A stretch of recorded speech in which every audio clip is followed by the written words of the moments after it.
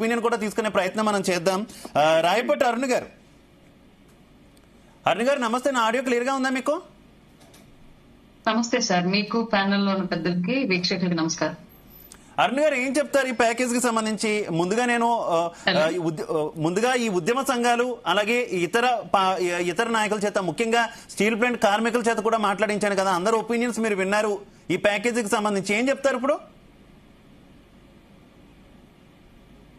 Sir, ఇప్పటి వరకు జరిగినటువంటి స్టీల్ ప్లాంట్ కి సంబంధించి ఎప్పుడైతే గత ప్రభుత్వం టైంలో కేంద్ర ప్రభుత్వం ప్రైవేటీకరణ చేయడానికి ఒప్పందాలు మొదలు పెట్టిందో అప్పటి నుంచి కూడా స్టీల్ ప్లాంట్ ఉద్యోగులు పెద్ద ఎత్తున దీని మీద నిరసన తెలియజేస్తున్న విషయం మనందరికీ తెలుసు.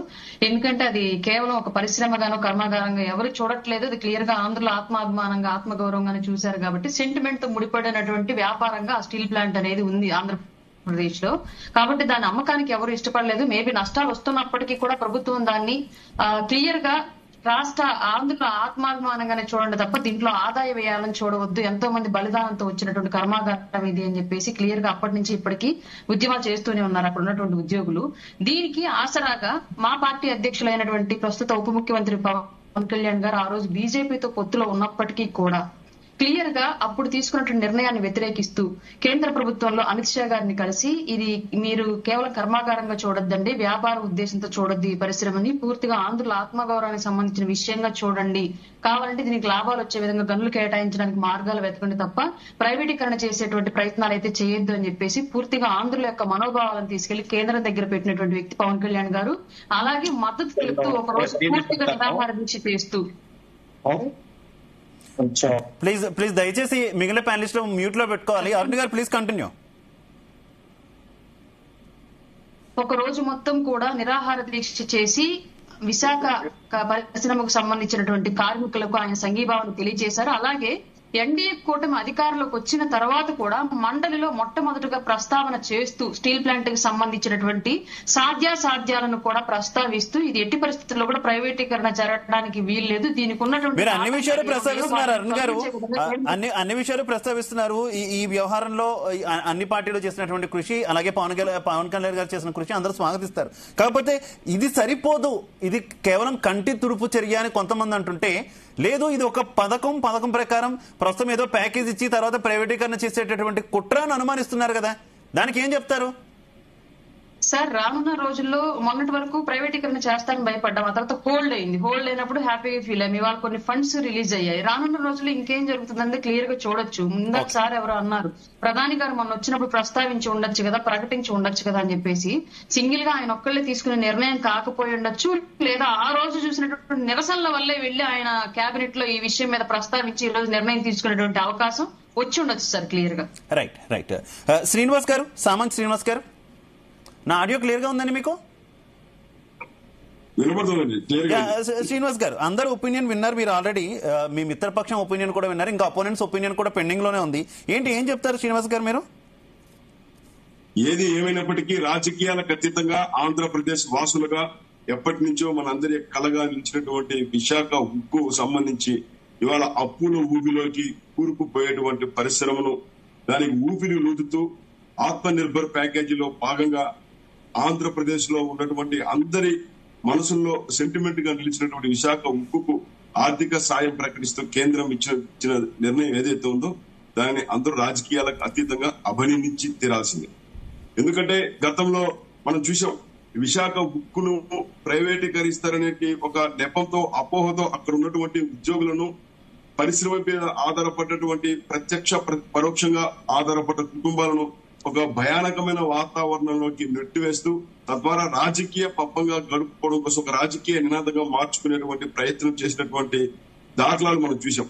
ఎప్పటి నుంచో భారతీయ జనతా పార్టీ కేంద్ర ప్రభుత్వం చెబుతూ వస్తుంది, విశాఖ స్టీల్ ప్లాంట్ ఎక్కడికి పోదు, విశాఖ స్టీల్ ప్లాంట్ కు సంబంధించినటువంటి ఒక్క సెంటు భూమి కూడా అక్కడి నుంచి వేరే వాళ్ళ చేతికి వెళ్ళదు, ప్రతి ఉద్యోగికి ఉద్యోగ భద్రత కల్పిస్తాము. అదే విధంగా దాన్ని పునర్వైభవ సాధన దిశగా, అంటే ఇవాళ 21,000 టన్నుల ఉత్పత్తి సామర్థ్యం కలిగినటువంటి విశాఖ స్టీల్ ఆ 3 ప్లాంట్లు పరిచయగా కేవలం 2 మాత్రమే పనిచేస్తున్నాయి.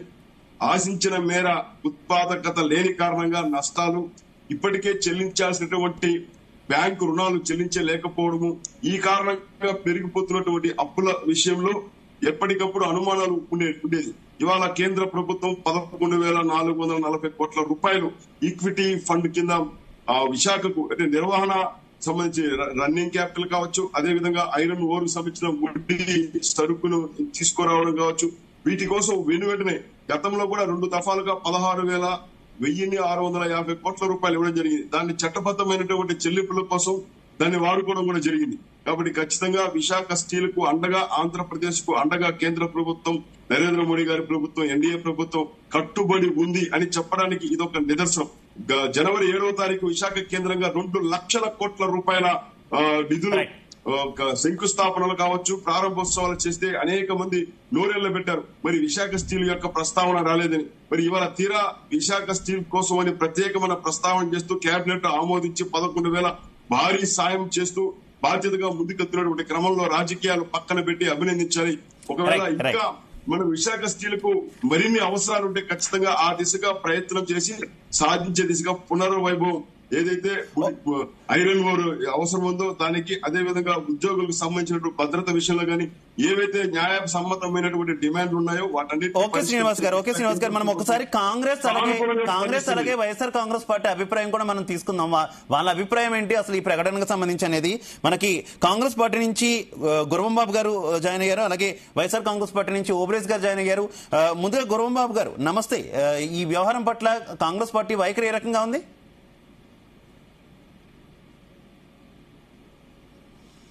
గురవం బాబు గారు.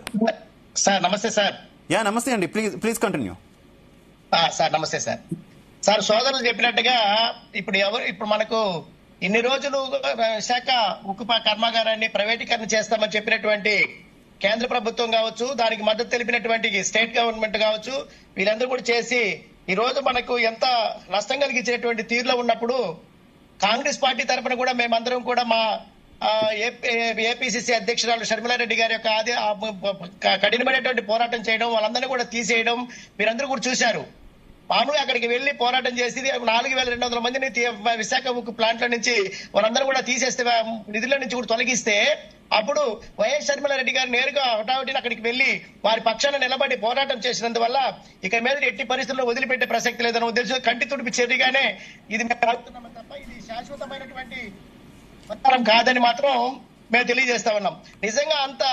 నిజంగా మన యొక్క ఆంధ్రప్రదేశ్ పైన, మన యొక్క ప్రభుత్వాలకి నిజంగా వాళ్ళు న్యాయం చేసే పని అయితే, మన ప్రజలకు న్యాయం చేసే పని అయితే ఖచ్చితంగా మనకు ఈ యొక్క అమరావతి పైన మామూలుగా మనకు ప్రత్యేక హోదాని అనౌన్స్ చేస్తే బాగుంటది. అదే విధంగా మనకి ఇప్పుడు ఎట్టి పరిస్థితులను మేము కాంగ్రెస్ పార్టీ రేపు అధికారంలోకి వచ్చినా కూడా కాంగ్రెస్ పార్టీ తరఫున ఖచ్చితంగా మేము ప్రత్యేక హోదా వచ్చేదానికి సిద్ధంగా ఉన్నాం. ఈ విశాఖ స్టీల్ ప్లాంట్ మాత్రం కట్టి తుడిపి చెరిపోయని మేము తెలియజేస్తా ఉన్నాం సార్. ఇది మాత్రం అన్ని కూడా ఊరికే నామకా వస్తు కంటి తుడిపి చెరివే తప్ప వీళ్ళు శాశ్వతమైనటువంటి పరిష్కారం చేయడానికి కాదు. ఎట్టి పరిస్థితుల్లో వాళ్ళ దృష్టి అంతా కూడా దాన్ని ప్రైవేటీకరణ చేయడానికి చూస్తున్నారు తప్ప మా వేరే ఉద్దేశం కాదు సార్.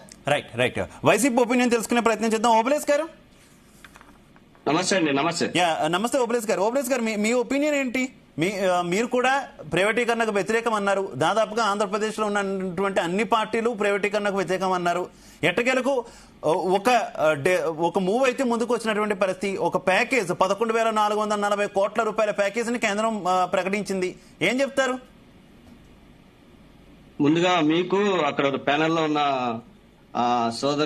సోదరి మనుల అందరికీ కూడా ముందుగా నమస్కారం అండి.